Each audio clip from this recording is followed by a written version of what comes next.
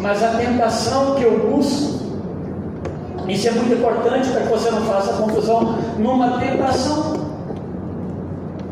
e saiba lidar com essas coisas. De imediato a gente deveria apenas no início aqui, mas já começar a pensar como lidar com as provações nas nossas vidas. Nós vimos, meus irmãos, na introdução, já há alguns domingos, esse pano de fundo da carta de Tiago.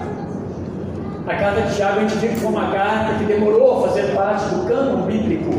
Ela não entrou de imediato, ela foi uma dessas, junto com Apocalipse, uma carta de João também, que demorou a fazer parte do cânon. Nós vimos isso, nós vimos alguns motivos.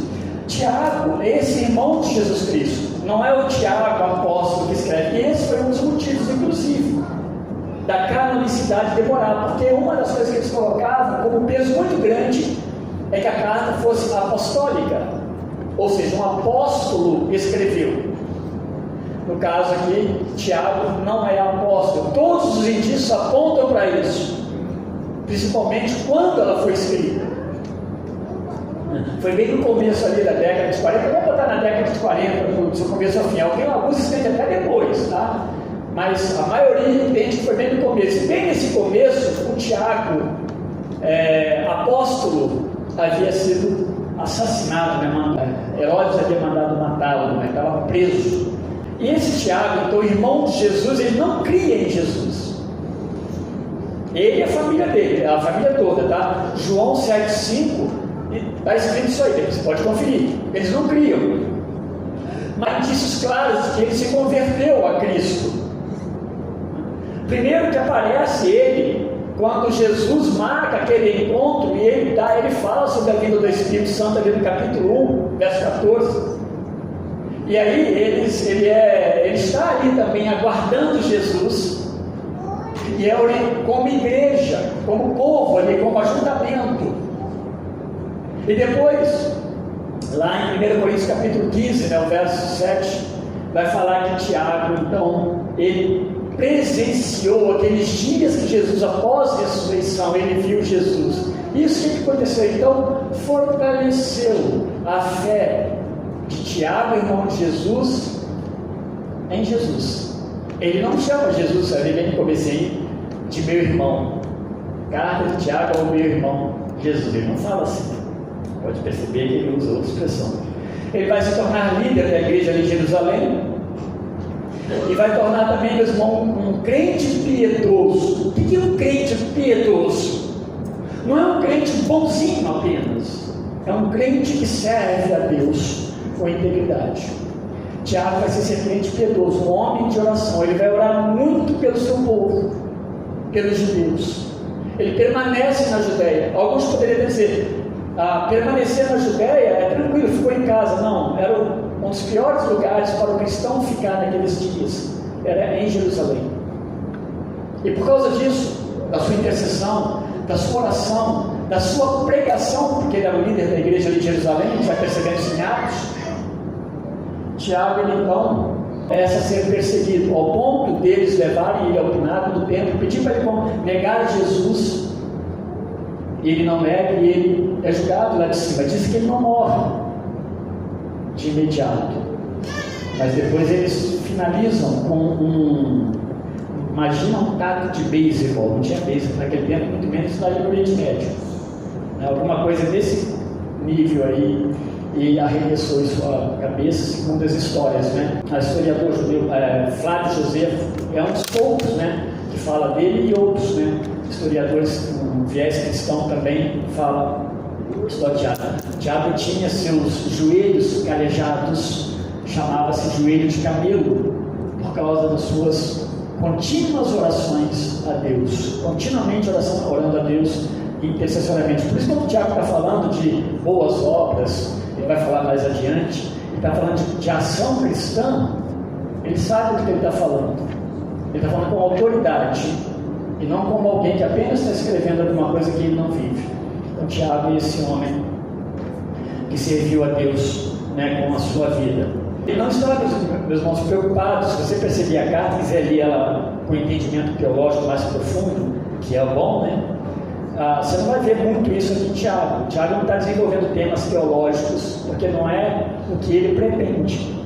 Ele pretende, de fato, de uma forma muito simples, ainda que ele traz um tema, quando ele fala de fé e obras, é um tema muito discutido, mas Tiago quer trazer de uma forma muito simples a vida prática cristã. Quando eu leio Tiago, eu lembro de Paulo falando aos Efésios, principalmente, porque Paulo aos Efésios, ele vai falar dessa questão da vida prática, da vida cristã prática.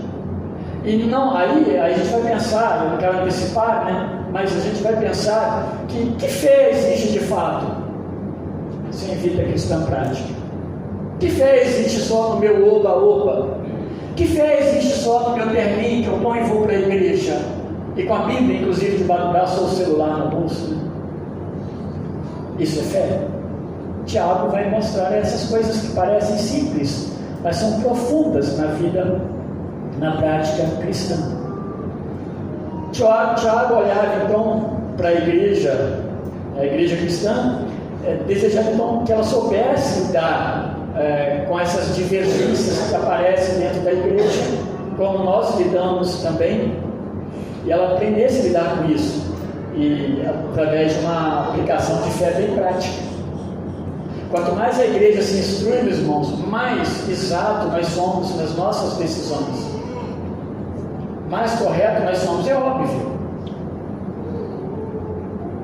Então, Tiago é esse homem. Ele escreve então no início da década, no meio da década de 40 provavelmente, talvez até 49, para esses judeus que estão convertidos. Eles saíram dali, de Jerusalém, e eles foram para algum lugar, dispersos. E Tiago escreve para ele. Por isso que ele começa aí no verso 1, Tiago, servo de Deus e do Senhor Jesus Cristo, as 12 tribos que se encontram na diáspora, saudações. Então ele se apresenta primeiramente aqui como servo, se identifica Tiago, mas ele não fala que Tiago ele fala Tiago apóstolo, não, ele não fala também Tiago irmão de Jesus, não, Tiago apóstolo de Jesus Cristo. E não cria inicialmente em Jesus, mas passou a crer. E essa expressão servo, meus irmãos, a gente tem que pensar nela, porque tem a ver conosco. Se nós olharmos para aqui e falarmos que é um tema para aquele tempo, nós estamos desprezando as Escrituras. E ele está falando de servo aqui como escravo, escravo mesmo. Ou seja, alguém que não está submetendo a sua vida e a sua vontade plenamente a Deus, ao controle de Jesus Cristo. E essa expressão escravo, então, ou servo, que a gente está traduzindo aqui, é uma expressão muito degradante. Ela não é bem-vinda aos olhos dos judeus, nem dos gregos, porque ela vai trazer essa ideia de alguém que é dominado, de alguém que tem falta de liberdade, e o judeu já lidava com isso há muito tempo, falta de liberdade. E Tiago escreve falando assim, Tiago, um homem que não tem mais liberdade em si mesmo, agora a minha liberdade está nas mãos de Jesus Cristo. Por isso que ele usa a expressão servo de Jesus Cristo. Aqui a gente pode olhar então para essas expressões de Tiago, que ele, meus irmãos, com certeza ele compreendeu com clareza a divindade e a obra messiânica de Jesus Cristo na sua vida, porque ele andou com Jesus. Eu estava pensando assim, com o Tiago, ele agora conhece Jesus Messias, mas e aí, como é que ele viu Jesus? Sabe aquele dia a dia brincando com Jesus? Porque ele foi companheiro de Jesus na infância, ele foi o segundo filho, né? Jesus é o primogênito ali, nasce do Espírito Santo, mas de Maria. E Tiago vem, e eles brincavam. Então Tiago sabia os defeitos de Jesus Cristo.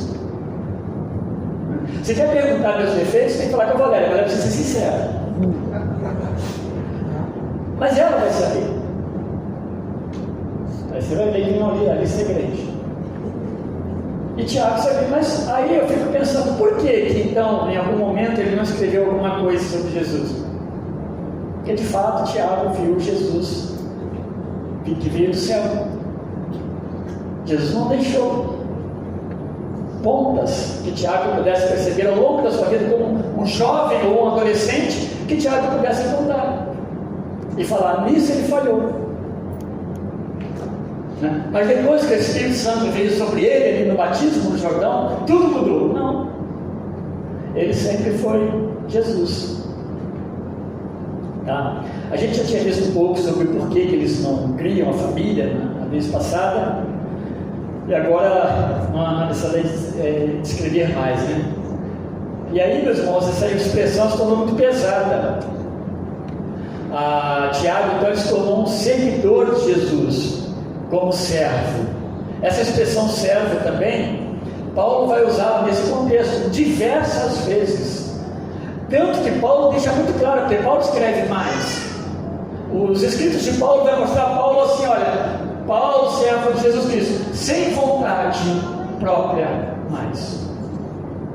A minha vida não tem mais valor se não for servir e fazer a vontade do meu Senhor. De pegar o Evangelho, por exemplo, Atos 20, 24. Não há outra alegria. Paulo fala isso. Tiago está nessa mesma linguagem. Maria, quando ela recebe as ordens de Deus, através do anjo, que ela seria a mãe do Senhor Jesus Cristo, a expressão que ela vai usar nesse mesmo contexto aqui, essa mesma ideia, aqui está a tua serva, Senhor. Então eu quero dizer com isso, meus irmãos, quando nós compreendemos o discipulado chamado, hoje à noite eu vou falar um pouco sobre isso, discipulado, a gente se coloca nessa condição de servo, a serviço do Senhor. Mas eu estou indo trabalhar na empresa, eu estou a serviço do Senhor. Essa semana eu compartilhei alguma coisa com alguém aqui da igreja mesmo. Aquilo lá não é uma obra específica sua, aquilo lá não é uma missão sua, mas é uma missão de Deus. Por isso que a gente vai compreender quando o Tiago fala servo do Senhor. Ele não é servo de mais ninguém, ao ponto de, se for julgado no pináculo do templo, assim será. Esse servo que Deus vai formando em nós a cada dia. Então esse servo é alguém que não possui nada dele mesmo, e ele depende plenamente de Jesus Cristo, plenamente, não provisoriamente ou temporariamente, mas plenamente, sempre, continuamente. Ele é dependente do Senhor, ele é dependente do Senhor, e esse Senhor é Jesus Cristo. Tiago, servo do Senhor. Quando ele usa a expressão Senhor, meus irmãos, ele está se referindo aqui a Jesus. Em alguns momentos ele vai usar Senhor para Deus, nessa mesma carta, mas aqui é para Jesus. E uma das ideias aqui muito clara é que ele está dizendo assim: Jesus como Senhor possui a mesma essência e divindade do próprio Deus. Agora Tiago pode falar isso com autoridade, mas agora ele olha para Jesus: Jesus é o meu Senhor. Nada de irmão, nada de amigo, nada de colega. É Senhor, do qual eu sou servo. A expressão, meus irmãos, 12 tribos, que ele usa aí também, as 12 tribos, né? Ela é a expressão bem judaica, é típica de Tiago. Esse é um outro ponto que Tiago dificultou Tiago entrar no cano do Novo Testamento. As análises. Porque Tiago tem uma linguagem muito judaica, além de refinada, tá? O grego de Tiago é muito fino. E aí vinha aqueles negócios, né? Como Tiago tinha um grego bem refinado assim, mas ok. Há muitas explicações para isso, não vamos entrar nisso agora, mas o convívio de Tiago, o desenvolvimento de Tiago naquele tempo, eles conviviam com diversas formas, né, de linguagem grega mesmo. Tiago foi um desses, por vários motivos. Não adianta voltar muito aqui, ele conviveu com isso. Então, mas ele tem uma linguagem judaica. Parece Mateus, né, escrevendo o Evangelho destinado, vamos botar em graça aqui, aos judeus. A linguagem de Mateus é judaica, porque Mateus quer ver o povo judeu convertido. E Tiago, meus irmãos, é tão profundo, ele usa muito de Mateus, muito. Tudo que ele fala, que principalmente dentro do Sermão do Monte. A gente vai depois, mais adiante, ver alguma coisa. Ele está usando, quando eu digo de Mateus, não estou propriamente emprestado, porque ele escreveu primeiro em Mateus, provavelmente, mas uma linguagem parecida, né? Com relação ao Sermão do Monte. Então ele está se referindo, meus irmãos, a esses judeus convertidos a Cristo, bem no comecinho. Ora, se a gente usar o tempo, né, do Jesus Cristo, como no ano 33 ele foi crucificado e morto, né, sepultado e ressurreto, a gente está pensando aqui que Tiago, escrevendo em 40 e poucos, estava bem no começo de tudo, mas muito grande já também. E os judeus convertidos, se você olha em João e vários textos, hoje vai ser um texto bem contraditório, porque quando eu pregar à noite, vocês vão perceber que é aquele texto onde Jesus fala assim: e vocês, né, também vão me deixar? Porque muitos, a grande massa dos discípulos, que é a mesma expressão para discípulo apóstolo e para discípulo temporário, é o mesmo arimatetes do grego, é a mesma expressão. Jesus vai olhar para esses que ficaram, que são os 12, e vai falar: vocês também vão deixar, porque os outros já tinham ido embora há muito tempo. Mas havia muitos convertidos, e eles são espalhados devido à perseguição mesmo pelo mundo todo. Tiago escreve para eles, ele usa a expressão 12 tribos, que nem tinha mais as 12 tribos, mas pode ser até mesmo uma ideia de que Tiago está olhando para os cristãos como a complementação clara de Deus, o trabalho de Deus com o seu povo. O povo com que Deus está trabalhando a salvação em Cristo Jesus. Nessa introdução, meus irmãos, eu gostei muito de olhar para algumas coisas que o Dr. Carlos Oswaldo usa no seu livro Foco no Evangelho desse livro, né? Desde quando eu estudei um pouco lá na Palavra da Vida, está vindo para cá, né? Eu adquiri esse livro, não tem do Antigo Testamento. Ele tem uma visão assim, bem clara da unidade de Tiago. É muito difícil enxergar unidade, não mensagem. Mensagem tem unidade, às vezes, em Tiago. E o Carlos Oswaldo, ele faz uso, né, disso, ele consegue enxergar com bastante propriedade de todos que eu li, né, a unidade no livro de Tiago. Então, eu estou fazendo um uso, né, pelo menos dele, do que ele faz, que eu achei muito interessante, muito importante e oportuno também. Provação é o que ele vai tratar inicialmente aí, tá? A gente precisa, meus irmãos, a gente precisa pensar num teste, algo que não é agradável. Não dá para falar de provação e falar de que está algo muito bom, está tudo bem porque eu estou sendo provado, né? Poucos falam isso, é muito difícil, né? Não está muito bem. Então, algo talvez não seja agradável. Ninguém ora a Deus pedindo para ser provado. Muito difícil. Mas Davi ora, né? Davi orou, isso aí. Davi orou: Senhor, prova. E ali, meus irmãos, o provar ali é abrir mesmo o coração e a vida para Deus trabalhar, é não ter medo dos resultados. Dessa forma, meus irmãos, a gente vai ver que foi sempre Deus que mandou alguma provação, e Ele vai mandar nesse aspecto vindo de Deus, né? Nós vamos ver depois mais adiante outro tipo, mas sempre como alguma coisa favorável ao servo dele. Quando Deus manda, Ele está mandando como algo favorável, algo bom, algo edificante para o seu servo. Mas se você olhar lá para a história do passado, Abraão, né? Deus vai falar para Abraão, porque o que Abraão fizesse com o seu filho, por exemplo, depois que Isaac nasce, o que Deus fala? Pega o seu filho, o seu único filho, né? E o ofereça para mim em sacrifício. Gênesis 22, 1 em diante. Se você pegar ali em Êxodo 16:4, Deus está provando a fé do povo, quando Deus fala que vai mandar maná, pão do céu, carne vai cair também. É o maná do céu.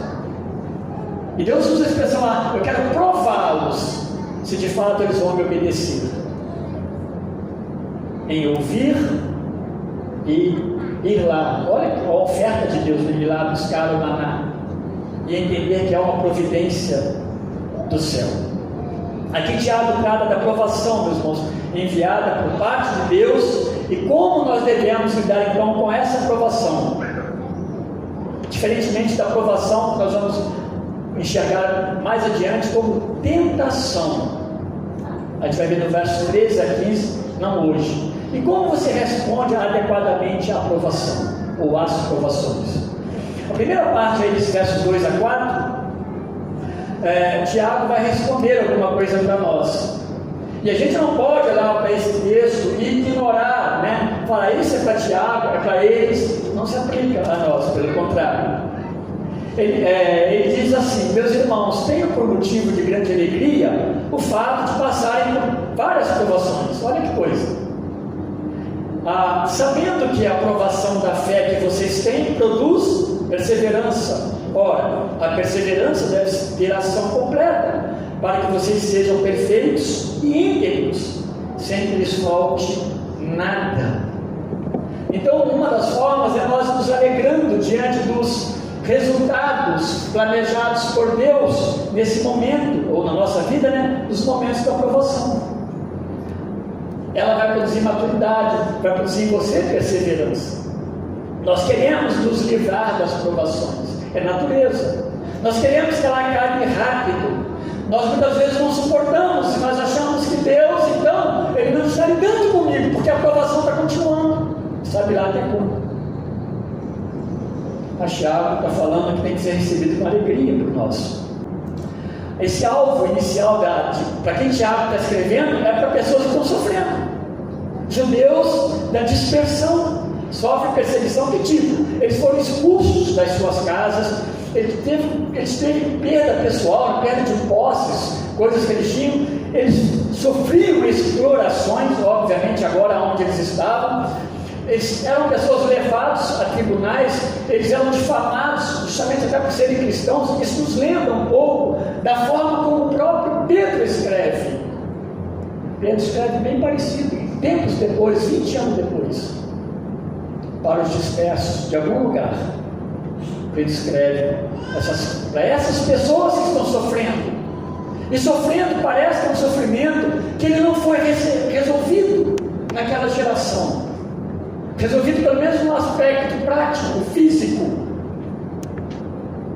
E aí, a aprovação precisava de fato produzir naquelas pessoas, naqueles crentes, mais fé, mais vida diante de Deus. Então, meus irmãos, compreender essa expressão, né, provação, Tiago estava botando ela então como vida de Deus, e eles precisavam compreender isso. Para Tiago, está muito claro aí, a aprovação ela significa o quê? Alegria. Eu, se eu fosse pentecostal, ia falar assim, eu ouvi um amém? Pois é. Mas a ideia é que no seu coração você compreenda, de fato, meus irmãos, isso aqui é para nós, na sua aprovação do dia a dia. Senão você vai achar caminhos para resolver o seu problema fora de Deus. Essa é a grande questão que nós precisamos tomar cuidado. Provação significa alegria, momento de regozijo, momento de testemunho. Ele deseja, na verdade, encorajar aqueles irmãos. Harold Songer, um especialista em Novo Testamento, eu tive que pesquisar um pouco sobre esse autor, e ele é um especialista na carta de Tiago. Eu não achei algum material dele também, mas talvez eu não encontre. Ele é especialista no estudo da carta de Tiago. Ele diz que essa alegria que Tiago descreve, aqui que deve fazer parte de nós diante da aprovação, ela pode ser tranquilamente, apropriadamente traduzida por êxtase. Eu estou indo além, né? Quando eu falo que devemos ter alegria, um sentimento intenso de alegria. Essas provações ou essas tribulações, elas são oriundas de diversas fontes, como eu já falei um pouquinho, econômica, social, religiosa. Por isso que tem um outro autor, meus irmãos, que ele diz que são fontes coloridas. O sofrimento deles tinha fontes coloridas, diversas. Não dá para você falar que era só perseguição. Não dá para você falar que era só falta de uma casa, só falta de trabalho, só repulsa por ser cristão. Era colorida, multifacetadas, né? Várias fontes. A aprovação, então, faz parte da vida cristã. Ela tem significado, meus irmãos, em grego, também de tentação. Por isso que não há uma palavra que fala assim, quando eu estou falando de provação aqui, eu estou falando de essa palavra em grego, mas quando eu estou falando de provação, de tentação, é a mesma. Obrigado. Não falta não. Obrigado. E o que define então? De fato é o contexto. Quando você está lendo o contexto, nós estamos lidando nesse sentido de ação de Deus como uma oportunidade de perseverança. Provação como oportunidade de perseverança. Portanto, não ter aprovações não significa, preste bem atenção nisso, olha, não ter aprovações não significa que tudo está bem diante de Deus na sua vida.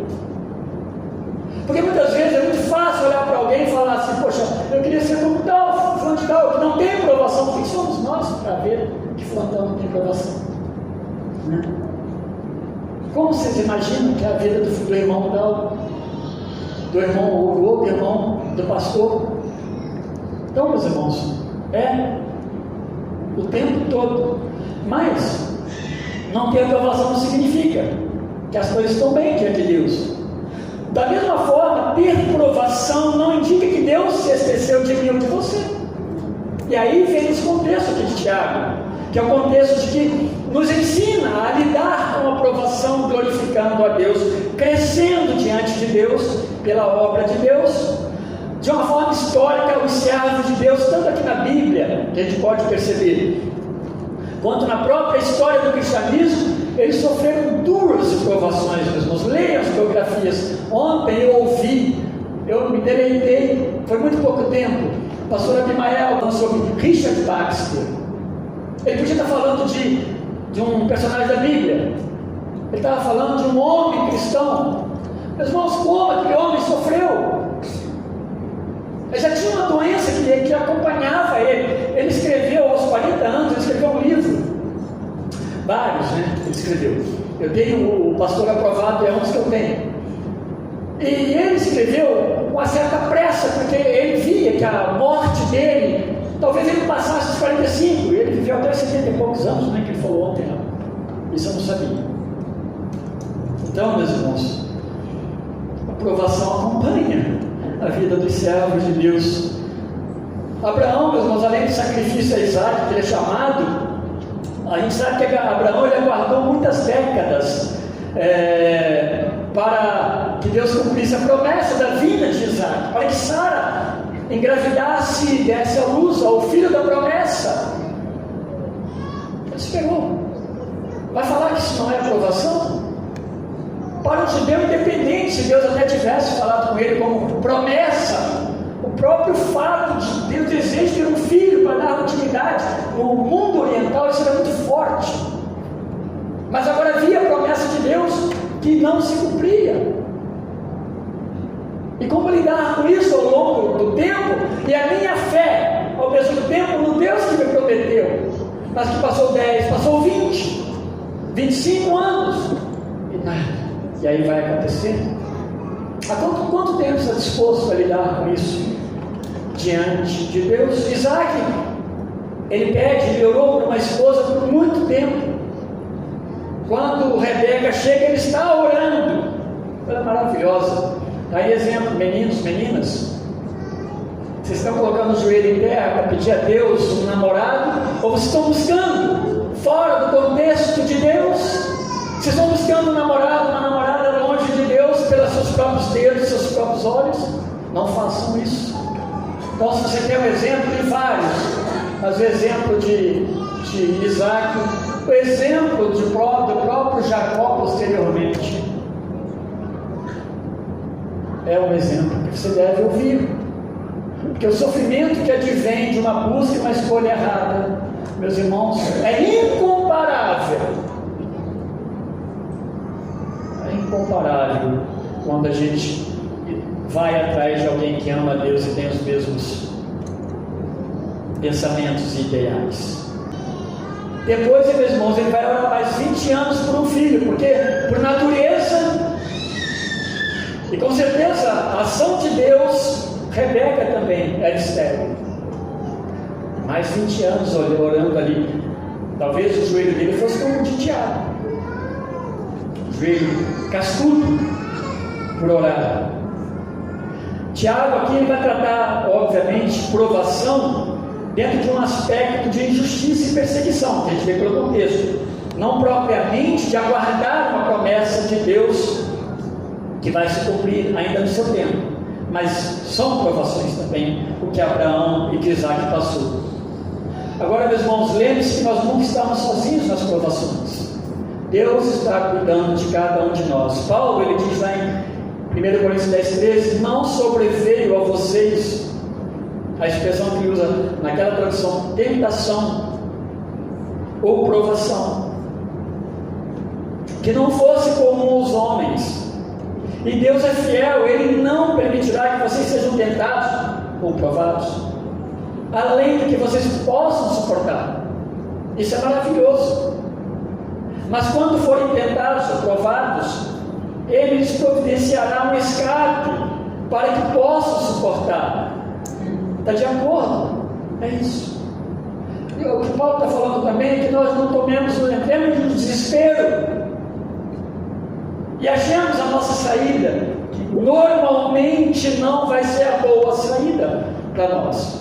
As provações, elas são uma escola que Deus permite para desenvolvermos a perseverança que Ele fala aí, no verso 3. Às vezes o crente não é perseverante porque também ele não suporta nenhuma provação. Ele não espera em Deus. Deus fala que dá o suporte. Ele não aprende a perseverar. Ele não recebe, o ensino da perseverança na sua vida. E essa perseverança, meus irmãos, é a marca de um cristão autêntico. Não adianta pular etapas. A gente precisa compreender que Deus nos trabalha desde o comecinho e vai nos edificando, e vai nos moldando, e vai trabalhando a nossa mente, o nosso caráter, o nosso coração. Então por isso que é diferente quando eu começo a minha vida cristã e quando eu termino. Normalmente Deus me permitiu que eu caminhasse para muito mais próximo dele ao final da minha vida cristã. Perseverança aponta para a ideia de constância na fé em Deus. Por que muitas pessoas são inconstantes? Por que outros são constantes? Tem a ver com provação e perseverança. Eu lembro que no dia 31, aqui, eu preguei no Salmo 119, versos 49 e 50. E é interessante, meus irmãos, que ali falava dessa confiança em Deus, que permite que a gente, o salmista está falando isso, que ele perseverasse, esperando a solução, a promessa de Deus, que estava na palavra de Deus, no momento da angústia que ele estava passando. É isso. Nós aprendemos quando nós esperamos o Senhor. Então havia provação, mas ele esperava. O verso 4 ele mostra, meus irmãos, onde nós precisamos chegar, aqui no texto. Aonde você precisa chegar então? Aonde Deus espera que você, o que Deus espera que você alcance? A gente torna-se perfeito e completo. É isso que Deus está falando aí. Para que sejam perfeitos e completos. Talvez você está com outra versão. E aqui então, perfeito e completo, não significa que nós seremos perfeitos diante das tribulações, sem ações erradas, pecaminosas até muitas vezes. Mas, meus irmãos, o que fala no verso 2 é passar por provação. A ideia é essa: nós passaremos por essa provação. Isso é importante. Nesse processo da aprovação e do agir de Deus, da nossa perseverança pelo operar de Deus, a gente passa pela aprovação. Não perfeito no sentido de uma santidade plena, como Deus é santo, como o Espírito Santo e Jesus Cristo. Mas essa ideia de ser como Deus, é imitação aqui. A ideia que está por trás é imitação, é ser como. É ser como ele, não ser como aquele. É ser como Deus. A gente vai se tornando perfeito no sentido de mais maduro, e a gente vai se tornando completo no sentido de mais adequado aos projetos e planos de Deus na nossa vida. O maior problema nosso é quando nós não nos adequamos ao plano de Deus, ao operar de Deus em nós. Essa combinação de perfeito e completo, então é ser plenamente o que Deus requer e aprova em nós. E aí sai do controle, da instância, né, do nosso controle. É de Deus, é Deus operando. Então existe uma aprovação. Deus quer me usar como filho, como servo, como Tiago mesmo fala aqui, nessa aprovação. Por que meus colegas têm dificuldade de ouvir o Evangelho, ou negligenciam o Evangelho? Como você está lidando com a aprovação? Quando você chega no trabalho, que o dinheiro está faltando, o que você fala? Como é que você lida? Enfim, com a enfermidade que ficou em casa. Meus irmãos, Deus não perde viagem, Deus não perde oportunidades, e é isso que Deus quer que nós façamos. Já está nos ensinando que a aprovação é uma oportunidade na nossa vida como cristãos, e não algo para ser desprezado. O maior propósito então, de Deus não é tão somente te libertar da tragédia da aprovação de uma forma imediata, mas que nessa aprovação você seja cristão, você seja crente verdadeiramente, você seja um homem, uma mulher, seja humilde, seja submisso e submissa, mostre de fato como redimido, transformado por Deus verdadeiramente. Você não é como você vai encontrar as pessoas aí fora, que elas medem sucesso de outras maneiras, e elas olham para a aprovação como derrotas. Não é fácil, meus irmãos, mas nós somos confrontados. Bem, o Sermão do Monte cabe muito bem aqui para nós também. Ele termina dizendo: sem lhes faltar nada ou coisa alguma. A ideia aí é mais apropriada, é não falhando em nada. Essa é a tradução melhor. E por incrível que pareça, está na NTLH. Vocês vão uma Bíblia ruim, a tradução às vezes diverge. Mas é não falhando nesse projeto, nesse processo, nessa caminhada diante da aprovação. É passar por ela. É não abrir o peito e falar: eu sou mais eu. Não é isso. Vocês têm que lembrar que, como Tiago está falando, ele está se colocando como o quê? Tiago, servo de Jesus Cristo. Então, Senhor, a coisa está difícil. Talvez a minha vida não dure muito, mas eu estou na dependência plena do Senhor. Isso é confiar. É não falhando em nada, não reclamando, não blasfemando, não dando mau testemunho, não sendo inconveniente, porque é uma oportunidade de Deus na sua vida, para você, para os seus filhos, para os amigos. A aprovação não é para a gente fugir dela. Você pode até orar a Deus, não há problema, mas você não pode reclamar com Deus que Deus é injusto, enquanto que Ele está sendo justo e está te edificando, está me edificando quando Ele está me passando por provação. Dessa forma, quando você mesmo falar para você: Deus ainda não terminou a obra, essa expressão a gente ouve muito, que ela seja porque você ainda está sendo trabalhado nessa aprovação, e não porque Deus deixou de efetuar o que você quer. O Deus não terminou a obra é porque Ele não terminou a vontade dEle em mim,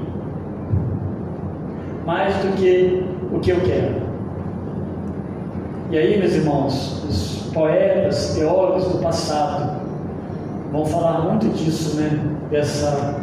O Deus que já age em mim, opera em mim, e eu não tenho mais alegria sem Ele. fora dele não há mais sentido na minha vida. Não foi só Tiago. Os grandes homens de Deus, as mulheres de Deus, os servos de Deus, eles foram colocando isso como base das suas vidas. Eu já estou partindo aqui para o final.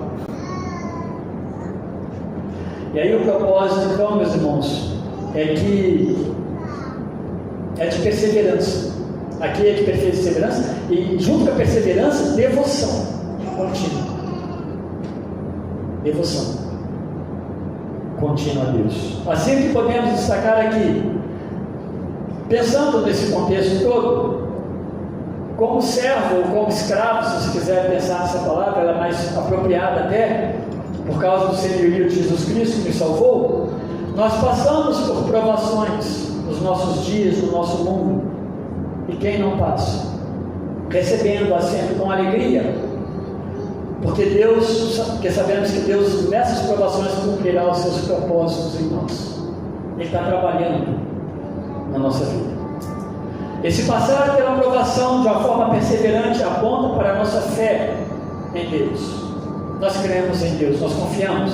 Ele é o meu Senhor. Ele não é apenas alguém no meu intelecto, mas Ele faz parte do meu ser. Minha vida não tem sentido sem o meu Deus. Então, eu sei que Ele está cuidando nessa minha perseverança, Ele está cuidando de mim.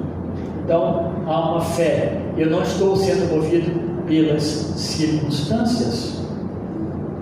E a ação completa da perseverança é chegar então ao fim com integridade e perfeição, crendo que Deus está conduzindo tudo isso. Deus é o Senhor, e Ele não perdeu a noção de que você é filho dele, de que você é alguém que Ele já preparou para o céu, mas que Ele está cuidando de você na provação.